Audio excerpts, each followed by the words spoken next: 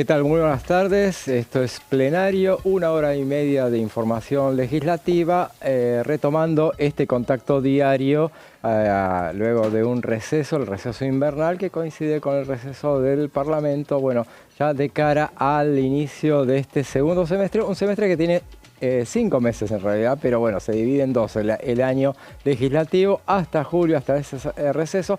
Fue un año, una mitad de año muy intenso y bueno, y ahora ya viendo cómo avanza, cómo se diagrama esta segunda mitad del año, donde el eje central pasará seguramente, como suele suceder, por el presupuesto, el primer presupuesto que mandará al Congreso el gobierno de Javier Milei.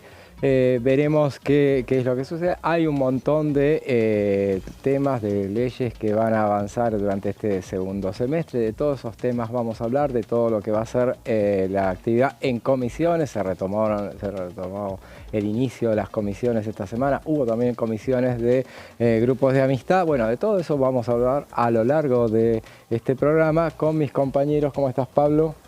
¿Todo bien? Muy bien, muy bien. Bueno, efectivamente vamos a estar hablando un poco de eso, un poco también, me imagino, de lo que tiene que ver con la sesión del 7 de agosto que está convocada. Pero bueno, se retoma la agenda legislativa con muchísimas comisiones en estos días.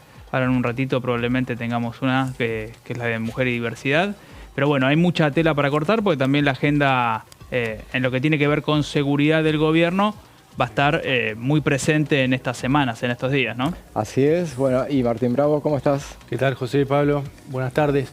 Sí, así es. Esta segunda parte del año, como decías, va a ser muy importante el presupuesto. Podemos decir que probablemente se divide en dos, ¿no? A su vez, esta segunda parte, el 15 de septiembre, como sabemos, es la fecha límite para presentar el proyecto.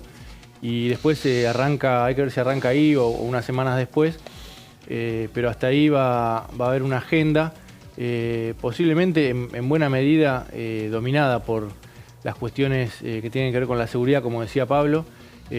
Algunas cuestiones electorales también puede haber, algunas reformas electorales. El gobierno sabe que este segundo semestre va a ser el último, con un escenario de posibilidades para que esos proyectos puedan avanzar. Ya después, en los años electorales, esas cuestiones es una regla no escrita que no se debaten, y después posiblemente sí, la parte final, en los últimos meses del año, va a estar dominados por el presupuesto. Así es, seguramente eso es lo que va a suceder. Como decíamos, el tema del presupuesto, hubo también muchas reuniones hoy ya se reiniciaron las reuniones de comisión, pero vamos a pasar a ver cómo está el tiempo, el clima en la ciudad de Buenos Aires, si podemos pasar a verlo. A ver, bueno, tenemos una temperatura de 11 grados, alguna nube que está por ahí, pero bueno, es un día maravilloso, está hermoso. Para mañana, ¿cómo va a estar el tiempo? 13 grados de máxima, temperatura mínima de 9 grados, una máxima para el miércoles de 17 grados y 15 grados de mínima, y para el jueves 23 grados y 21 de mínima, y dicen que el viernes se esperan 29 o 30 grados, no sé, veremos, el tiempo está muy loco, veremos qué es lo que sucede para entonces, pero para hablar de lo que sucederá en este segundo semestre del que estábamos hablando al principio, estamos con el diputado Gabriel Chumpitaz, a quien le damos la bienvenida. ¿Cómo le va, diputado? Muy buenos días. Gracias por venir. No, gracias a ustedes. Y bueno, estábamos hablando justamente al principio, se divide legislativamente en 7 meses el primer semestre y el segundo semestre son 5, es lo que viene acá de cara a esta segunda parte del año, una primera parte dominada por la ley de bases, obviamente. Y ahora, ¿qué expectativas tiene con respecto a lo que puede suceder en este segundo semestre legislativamente hablando? Bueno, una primera etapa obviamente concentrada en la discusión de la ley de bases, con su primera votación por allá por el principio de año y la votación final. Y ahora un segundo semestre que entiendo va a ser muy activo, muy dinámico, con muchos temas que tienen que ver con la producción, con la economía, que tienen que ver con las pequeñas empresas, con las pymes, y principalmente un tema importante para mi provincia, la provincia de Santa Fe, que es la seguridad del narcotráfico y todo lo que tenga que ver justamente con este gran flagelo. Así es, y bueno, justamente el gobernador de su provincia estuvo acá en el Congreso en este primer semestre, en esta primera parte del año, estuvo acá presente, habló justamente, hizo hincapié en el tema de las leyes de seguridad que han logrado implementar en el Congreso, y él hablaba, por ejemplo, lo corrió por izquierda de alguna manera al gobierno, diciendo que bueno, que era un poco garantistas las leyes de seguridad que se están analizando acá, contrastándolas con las que aprobaron en la provincia de Santa Fe. ¿Es un poco así? Bueno, si hacemos la comparación con las leyes de ejecución penal que se llevaron adelante en la provincia de Santa Fe, claramente son mucho más potentes las leyes que se llevaron allí en mi provincia. Ahora el desafío es tener un trabajo conjunto entre la provincia de Santa Fe y el Ministerio de Seguridad Nacional, en términos territoriales, puntualmente en la lucha contra el narcotráfico, pero también con la inseguridad propiamente dicha, entendiendo que hay un problema allí instalado, principalmente en mi ciudad, la ciudad de Rosario, que hoy se está abordando y que se están bajando todos los índices de análisis criminal en toda la matriz delictiva, pero que es una lucha y un desafío del día a día. Y los resultados son bastante positivos en lo que lleva estos 6 meses, esta primera parte del año, respecto a la implementación de esas leyes. Bueno, en primer lugar tenemos 3 formas o 3 dimensiones para poder manifestar los índices de seguridad. El primero es objetivo, justamente son las estadísticas, y en ese sentido la matriz de análisis criminal ha bajado en un 50%, no solo en los homicidios dolosos, sino en todos los delitos. El segundo, la subjetiva, lo que en algún momento se dijo o se denominó como una sensación. En realidad la seguridad es un sentimiento más que una sensación, porque se prolonga en el tiempo. Y en ese sentido también la ciudadanía percibe que se está mejor. Y finalmente lo comunicacional, que es la tarea que está haciendo el gobierno, transmitiendo a través de las distintas acciones y el trabajo la mejoría que se está llevando adelante. En esos 3 aspectos y en esas 3 dimensiones ha mejorado la seguridad en la provincia de Santa Fe. Lo lleva a la cuestión partidaria también, no podemos obviarlo, es un hombre del PRO. Bueno, ¿cómo evoluciona el tema, la situación partidaria, digamos, con la asunción de Mauricio Macri? Esta semana justamente se espera una reaparición pública, el jueves se espera el discurso que vaya a dar ante su partido. ¿Qué expectativas tienen al respecto?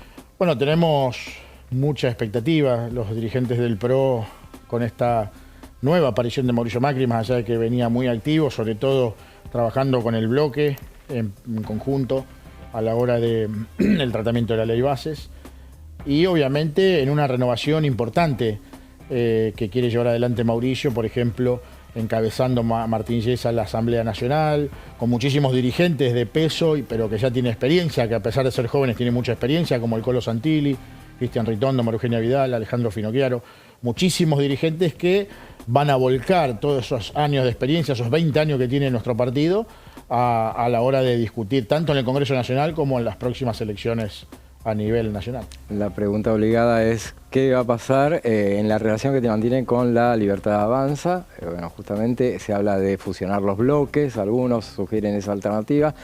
Pareciera como que a nivel legislativo, por ejemplo, eso está lejos de suceder, y algunos hablan de una fusión, pero no necesariamente con la Libertad Avanza. ¿Puede ser así?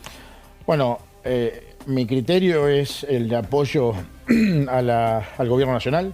Nosotros entendemos que hay que apoyar las políticas que está llevando adelante este gobierno que eligió la inmensa mayoría de los argentinos. A partir de allí sí tenemos que dar una discusión interna en el Parlamento y con otros bloques. Yo creo que el PRO tiene una identidad que no puede perder, una experiencia de 20 años y por sobre todo tiene dirigentes de mucha potencia y mucha experiencia que le pueden ser muy útiles obviamente a la Libertad Avanza, pero nunca dejando de lado la idea y el pensamiento del PRO. ¿Y cómo podría llegar a avanzar? Porque bueno, muchos dicen, bueno, comparten los votos de alguna manera con el oficialismo. Entonces, ir separados implicaría que arriesgarse a ceder posiciones en una elección como será la que vaya a encarar el año que viene. ¿Cuándo se empieza a analizar el tema? Yo creo que compartir los votos es anticiparse a algo que no podemos saber. Nadie hubiera imaginado al presidente Milei que iba a ganar. El presidente Milei o la Libertad Avanza ganó en lugares que ni siquiera tenía candidatos. Con lo cual es muy volátil, es muy dinámico la política. Las redes sociales han cambiado todo, se ha democratizado absolutamente todo. Y creo que el PRO tiene que entender ese nuevo paradigma y ese nuevo pensamiento que tiene la ciudadanía acerca de la política. ¿Qué opinión le merece lo que sucedió el fin de semana en Venezuela, en las elecciones? Bueno, la verdad que muy preocupado por este robo absoluto que llevó adelante el régimen chavista en la República de Venezuela. Muy preocupado porque hay un éxodo de 8 millones de venezolanos que les han arrebatado sus vidas, sus historias, sus casas, han dejado familias allí abandonadas y que así todo no le permitieron votar. De los 5 millones que podían votar, mayores de edad, solo votaron 69.000. Y así todo hubo una diferencia abrumadora por parte de la oposición, 70% de los votos, y queda demostrado que no aparecen las actas, no se ven los números. Maduro se manifestó ganador sin mencionar ningún número, y me parece que la comunidad internacional, la comunidad política, tiene que intervenir para que se pueda blanquear y volver a la democracia en Venezuela. Así es, es un poco la esperanza de todos, pero bueno, difícil que pueda suceder. Una dictadura como la que está de alguna manera gobernando en Venezuela, ¿se puede sacar con los votos? Yo creo que sí, porque la comunidad internacional ya le dio la espalda a Maduro. O sea, yo no veo, perdón, no veo a nadie que esté defendiendo la posición de Maduro. De hecho, en este momento se produjeron secuestros de algunos líderes de la oposición, cortaron la luz, la energía en la embajada argentina. O sea, están sucediendo hechos que cada vez levantan más la temperatura. El pueblo venezolano se cansó y yo creo que se va a hacer valer. ¿Y cuál puede ser la intervención internacional que puede llegar a haber ante esos hechos? Bueno, los organismos internacionales, tanto americanos como de Naciones Unidas. Yo creo que los países se tienen que unificar, presentar las distintas acciones para que Maduro comprenda y el ejército básicamente venezolano comprenda, las Fuerzas Armadas comprendan que ese no es el camino. Yo creo que Maduro con el ejército y las fuerzas venezolanas va a tener un problema cuando empiece a generar violencia o más violencia de la que ya existe en Venezuela y el ejército no le responda. Lo traigo de nuevo al Congreso de la Nación. Bueno, ya aprobamos en la primera parte del año, se aprobó, no, hagamos, dijo el mosquito.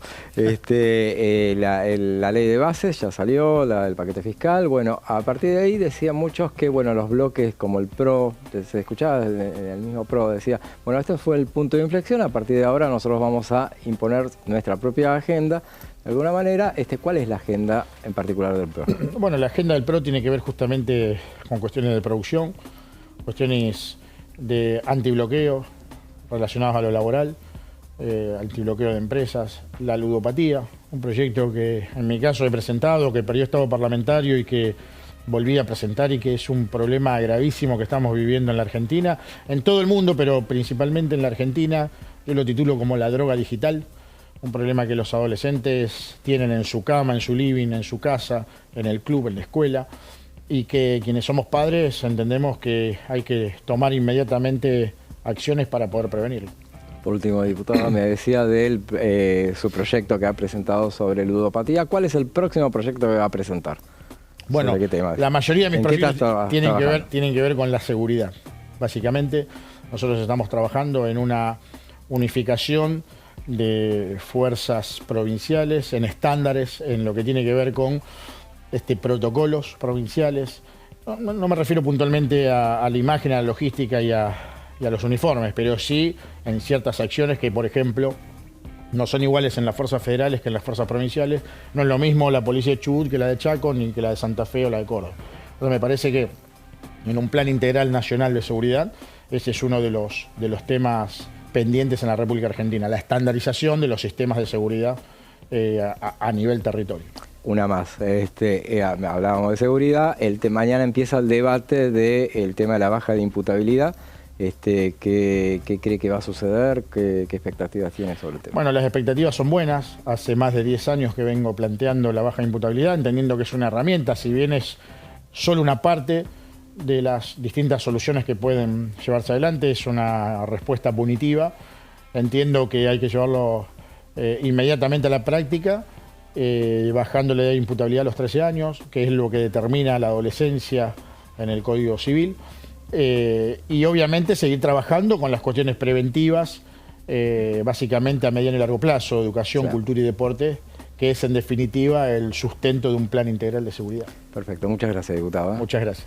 Bueno, estábamos con el diputado Gabriel Chumpitas, hombre del PRO, hombre de Santa Fe, y bueno, nos hablaba de todo un paneo de lo que va a ser la actividad en este segundo semestre que estamos iniciando. Bueno, todas las expectativas que se tienen en el ámbito de las leyes de seguridad que se están debatiendo y también, por supuesto, la cuestión partidaria que en su partido, el PRO, donde bueno, él está alineado con el presidente del PRO, Mauricio Macri. Y bueno, estamos justamente, como decíamos al principio, estamos esperando el inicio de la reunión de comisión, de la Comisión de Mujeres y Diversidad. ¿Qué es lo que van a tratar puntualmente en esta comisión?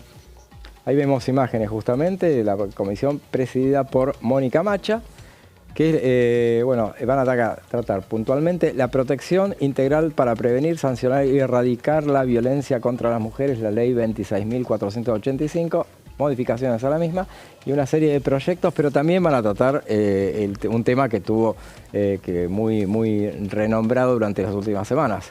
Sí, estaba previsto que se incluyeran en la comisión testimonios sobre los casos de acoso del periodista Pedro Brieger, así que probablemente estén las dos cuestiones incluidas en esta reunión.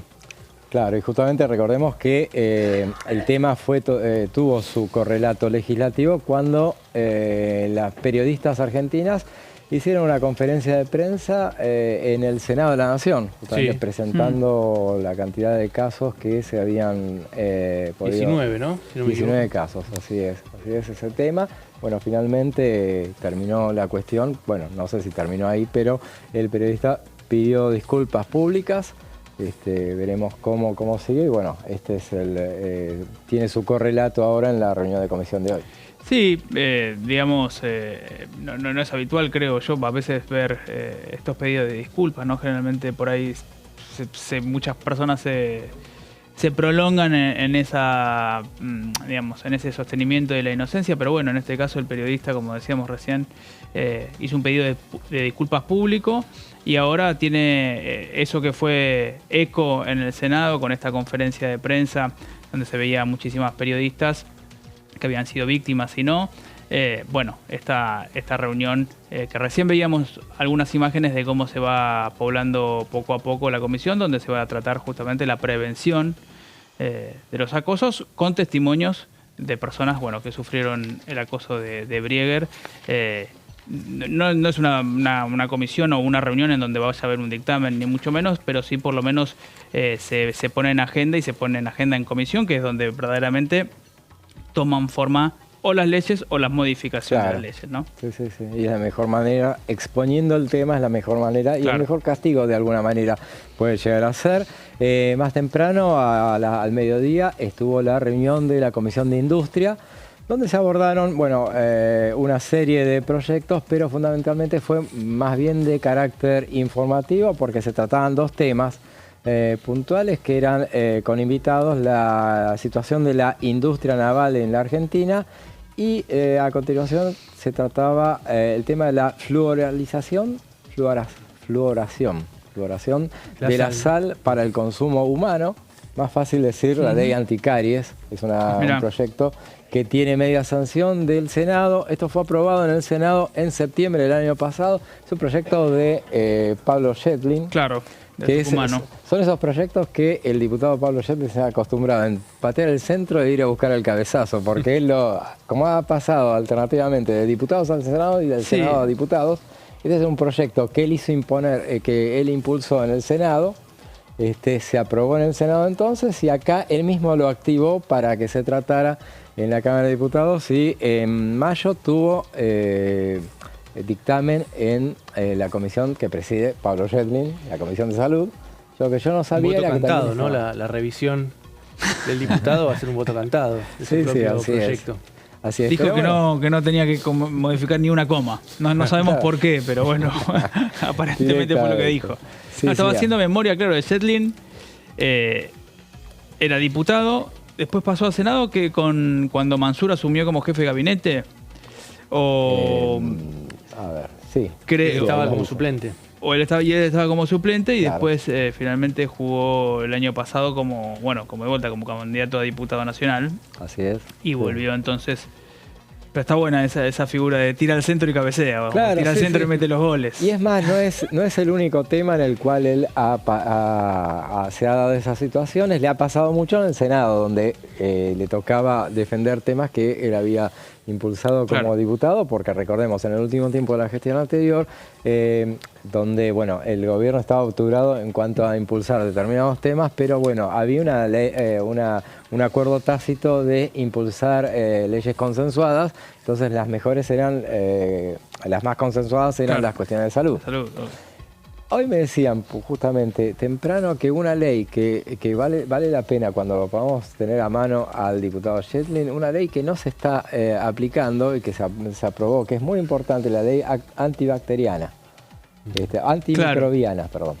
Que era como el abuso de antibióticos, ¿no? Antibióticos, sí. Y los farmacéuticos ya no te piden el tema de la receta, que tenía que quedar una receta archivada y bueno. Y el argumento que dicen los farmacéuticos es que ya los médicos no las redactan. O sea que, bueno, esa es una ley que entró en vigencia el año pasado, se aprobó el año pasado, es una ley muy importante que tiene que ver con, bueno, todo esto que es uno recuerda cómo más o menos, a ver, ¿vos la tenés más presente o...? No, pero me parece que tenía que ver con un uso más racional, digamos, de los antibióticos, Claro. porque te terminaba impactando de manera negativa, obviamente.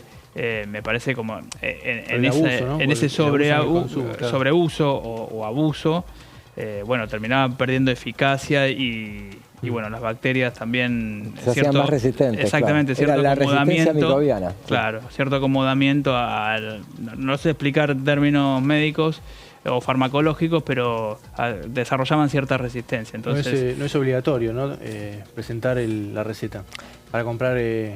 y viste que es como, en realidad... Era obligatorio. Era obligatorio, bueno, no se O la pero ley en lo la práctica establecía. no terminaba sucediendo.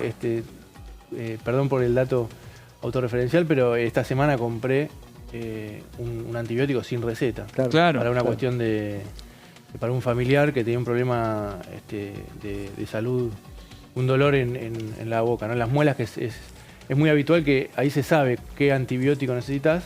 Claro. Entonces, a veces ante la urgencia lo compras, pero bueno, no me pidieron absolutamente nada. O sea, Claro. que si es obligatorio, no está rigiendo, por lo menos. Así es lo que justamente públicamente denunciamos, que la no aplicación de esa ley que se aprobó, bueno, con bombos y platillos el año pasado, no me acuerdo qué fecha fue, pero bueno, vale porque esa ley, esa en particular, no necesariamente no era de Pablo Yedlin. Sí creo que, la bueno, trabajó él. la trabajó mucho también Daniel Goyán, Claro. durante el paso por acá. Pero bueno, vale la pena tenerlo muy en consideración y en este caso el tema de la fluoración de la sal tiene que ver con el hecho de que, bueno, que toda el agua corriente recibe una dosis de flúor para prevenir justamente las caries, bueno, para la salud bucal. Y teniendo en cuenta que me acuerdo que durante el debate en comisión y en el Senado que se daba, se hablaba de que las caries afectan al 90% de la población. Así que es algo, nadie se salva de tener su carie.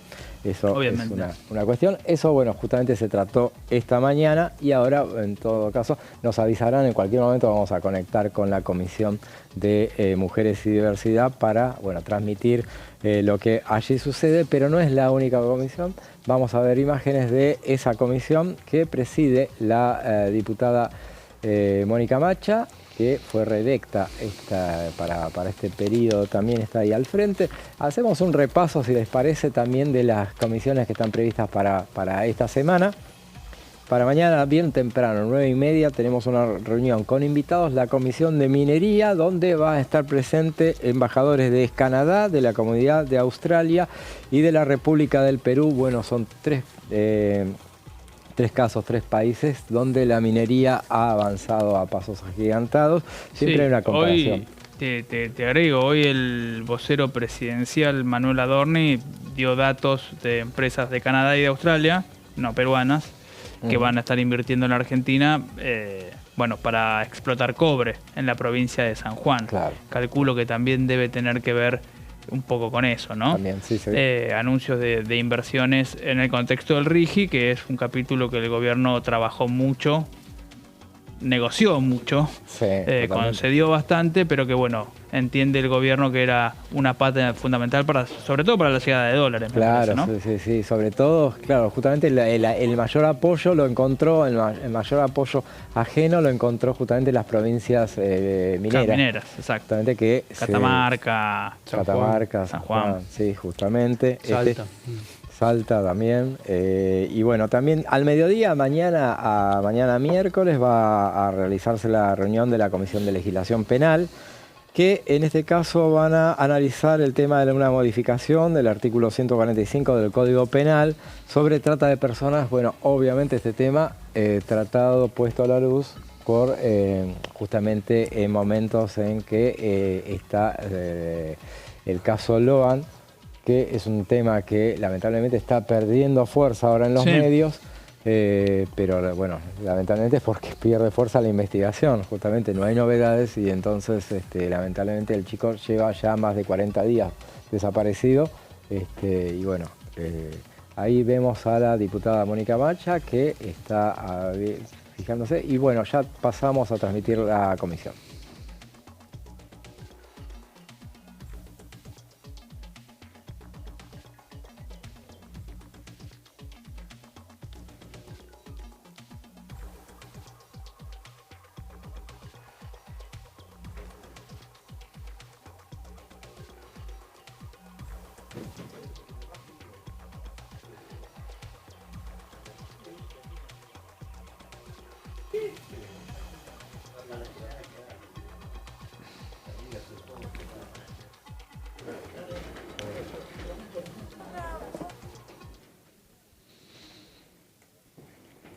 Averiguar el horario.